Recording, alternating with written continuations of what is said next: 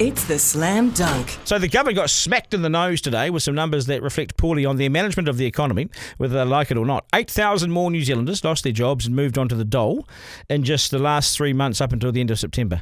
That's a town the size of Matamata. So the equivalent of every person in Matamata who lives there, every person, they lost their job in the last 3 months. It's not insignificant. Now, Prime Minister Luxon is pointing the finger at everybody else. Wasn't it just the other day he was on the show with his little video saying how well everyone's doing? Anyway, PM Luxon's pointing the finger at everybody else, saying it's the lag effect.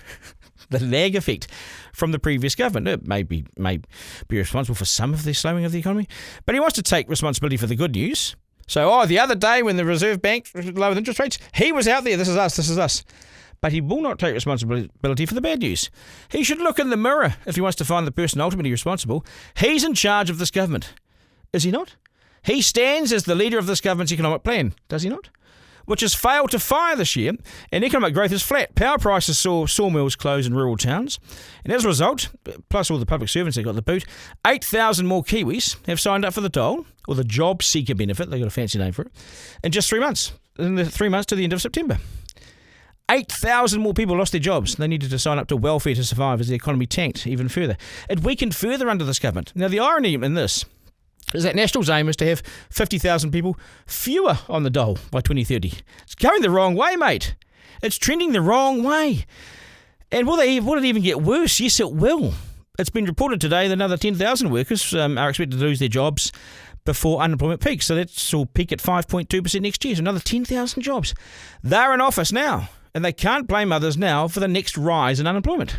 Can they? Luxon needs to man up and own the fact that he's overseeing this. Or resign. Say he's run out of ideas already.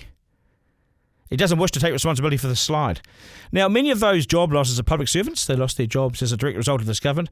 But part of National's plan to get people working is not investment or training or industry, but investment in chasing up the unemployed and putting the heat on them to get back to work. Sanctions, penalties.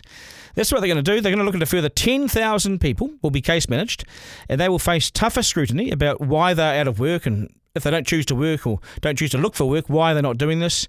And will they move towns for a job? And if they won't do any of those things, then they face getting their benefit cut, penalised, chipped at, cut. The problem is all of a sudden the jobs aren't as plentiful as they once were. And National's big jobs target of having 50,000 people fewer on the dole within 5 years has taken a serious hit. And it's still trending in the wrong direction. The good thing you can say for National with that, at least, unlike Labour, at least it's tracking these numbers. So it's got some government targets. The last guys, wouldn't know a policy, let alone target. Anyway, back to Luxon. So it's trending in the wrong direction.